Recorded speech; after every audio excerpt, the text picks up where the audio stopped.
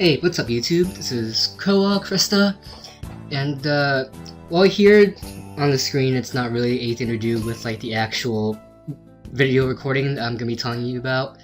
It's just background instead of like just seeing my face. But anyway, as you know, I have recorded the Nats rounds for 2014 North America, and in order for me to record the matches, I first asked the opponent if they would let me record them, and those who said yes, you saw the videos of, and those who said no, I did not record. Those who said no include round 1 and round 8. The first round being Inzektor Artifacts, and round 8 being Infernities. Now before I get onto like the breakdown, I just want to tell you guys a little story. It has nothing to do with the actual like round itself. It's just something that I wanted to like say because it kind of leads up to like what I'm trying to say. So as you guys know, I ran Heroes for like a really long time, and the thing is that's extremely ironic because growing up as a kid I was like incredibly bad. I would frequently like misbehave, I would steal a lot, and I was just overall like a huge kleptomaniac as a child. And one day, like, it got so bad that I ended up hurting a lot of my friends, a lot of close people to me, and even hurting like my family. And overall, just like, it just really kind of hit home, you know, like what I was doing with my life and how bad I was as a child. So that changed my life, that one incident where like I just went too far with the stealing.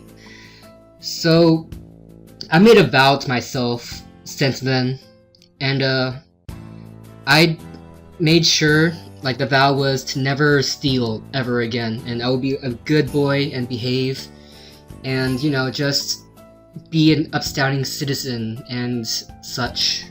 Which is why I kind of started playing Heroes and such, because, like, it's more of like a symbol of the vow that I made to myself. So Nats 2014 came around. I submitted my pre-registration form and hung out with my friends. After they left, I spotted a binder at the end of the table. I thought it might be one of my friends, so I picked it up, looked at it, and it was not one of my friends. It was actually a binder which, if I sold that binder, I could have easily made $2,000. Easy. I was surprised anybody would like lift their eyes from that binder for even a mere second. Easily. I'm not gonna say what the contents of the binder is, cause by some off chance, if the binder still happened to be in like a lost and found, some guy could like go up to the lost and found and say, hey, I'm missing a binder with such and such. So I'm not gonna disclose what I found in the binder, but easily could have made $2,000 off of it, just by the first glance of like the first 10 pages. So I submitted that to the Lost and Found because of my vow to myself. And, well, it felt good. I mean, I would figure something about karma would have gone back to me. I don't know, something. And even if it didn't, I still kept my vow to myself, and I felt pretty good about just that. So that binder is probably still in the Lost and Found at Nats. Konami's probably like carrying it around with themselves in case somebody wants to claim it. But anyway, I don't know, somebody might pick it up too. But anyway, I figure like, you know, this act of kindness might have some karmatic thing to my rounds. So round 1 starts, and I was playing against Inzektor Artifacts. The first few turns went back and forth of just back row. Eventually we draw into our systems, and let's see, I main deck DD Crow, so I remember crowing his Hornet in his graveyard. I looked at his hand. There was like a Soul Charge and a BLS. My turn, I did some things where I made his Soul Charge dead, and I had a set Black Horn. And on his turn, I disrupted everything, yada yada yada. Either way, the round went for a good 43 minutes, almost close to time. And game 2 started, and I had a choice of playing slowly. I could have easily won round 1 if I just played slowly. You know, cause it would have went to time, 5 turns, then I would have won, cause you know, I won first round, second game would have been a draw, and I would have won. But I'm just a nice guy overall, and I decided not to do that, cause that would have been a dick move. And, you know, we just played quickly, and then he ended up winning game 2. And then, like, we started game 3 in time, and I lost the time. Cause, let's see, I remember game 3, I Special Thrasher attacked. He did some things. He did a Beagle attack, popped his Small attack, and I crowed it. He would chain a Artifact Sanctum, I would chain Vanity's Emptiness, and then, like, it was cool. He lost 21. He Dark Holes, and I lost my Vanity's Emptiness and my Thrasher. And then, like, next turn I would drop a BLS somehow. I forgot the Dark was. I dropped the BLS. Oh, wait, it was the Crow. Crow and Thrasher for the BLS. Ah! And let's see. I remember what happened afterwards, but either way, time made me lose in a game that I would have won, in a sense, because I was being a nice guy. You know the saying that nice guys always finish last?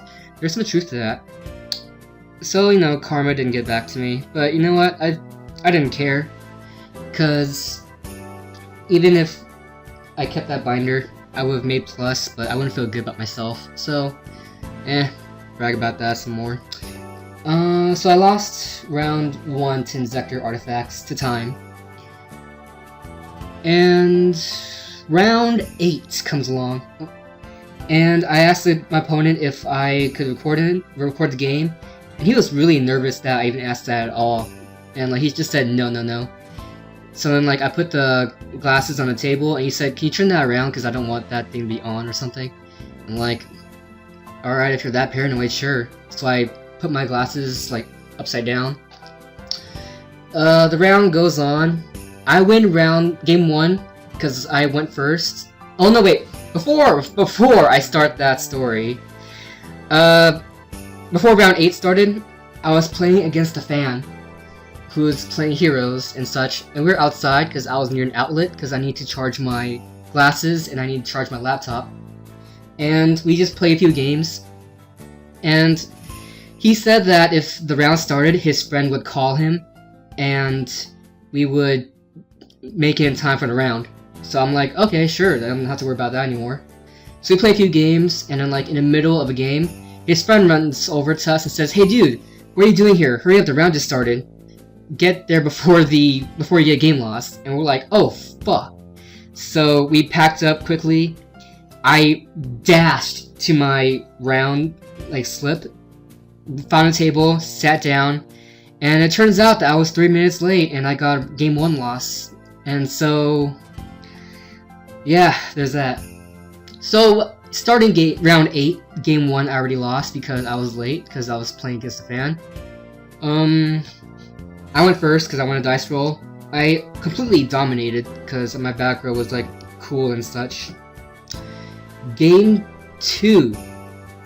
I'm so sure that my opponent was a cheater because I found multiple things. His warning was marked with a nail hit, and I could have said something about that, but then I figured, you know what? This is just an easy MST target, so I MST his warning. I'm like, cool. I knew that was it, because I realized game 1 when he activated a warning against me that this sleeve was kind of scratched. I could have called a judge and said, "Hey judge, check his card," but I didn't want to be a dick. I figured you know what? I'll just MST it. No harm, no foul, right? Game continues. He mills an Archfiend Harris and then adds a Necromancer from his deck to his hand. And then I figured, wait a minute. And then I had a thought from there. I could let him keep going and blow up the field and just keep going off. and then I would have been like, draw my turn, and wait a minute, judge, and then looked at his Archfiend Eris, and then said, this cannot add the Necromancer, this can only add an Archfiend. And then there was a chance that my opponent would have gotten game lost and I would have won that game. But then I, being the nice guy I am, I didn't do that. I just said, hey dude, this can't add Necromancer, this can only add Archfiend. And from there, he got super nervous. He was like, oh, I always hate this card. This card is crap. I don't know how people play this. I seriously did not know. And then I'm thinking, you're at Nats. You're at round 8. How do you not know what Eris does? That was so 100% suspicious. And I knew that this guy was just like one of those straight up cheater guys. Oh, and he was a dick to me earlier because, what was it? Game 1, technically game 2, I had a Murmillo and a Magdalene out. I attacked, and then I went overlay, and then I went for a King of Frown Imp. He said, hold up, dude, you didn't say main phase 2. And I don't want to call a judge on you, so go back. And he flips his Vanity's Emptiness, and I'm like, I attacked with 2 monsters, my only 2 monsters, and I went through my extra deck for like 10 seconds. Clearly, I was in main phase 2. And then it's like, well, whatever. You know what? I don't really want to deal with that. So like, there was like 3 strikes against that guy, and I was like clearly pissed off. Well, 4 strikes technically, because I lost game 1 to not making it in time. He had that Eris thing, he had the Mark Sleeve thing, and he had that Vanity's Emptiness thing. So after that round, I was like just so pissed off. And then you know what? I lost the round. I don't care. Whatever. I just go on with life. It's just a game. It's not that serious. So I was at the end of round 8. I'm X3, and I have no chance of topping. So I just stayed in. I chill with friends, and then the round was called for round 9. So like, I just went to the table, and then they passed out the slips, and then they said, you may begin the round. I raised my hand, called Judge, and the judge comes and says, I lost. I marked the slip saying I lose. I drop, give it to the judge, and I played the opponent for fun because I have nothing else better to do. And you will see that round tomorrow, guys, from when I upload this video. So, hope you guys enjoyed your day.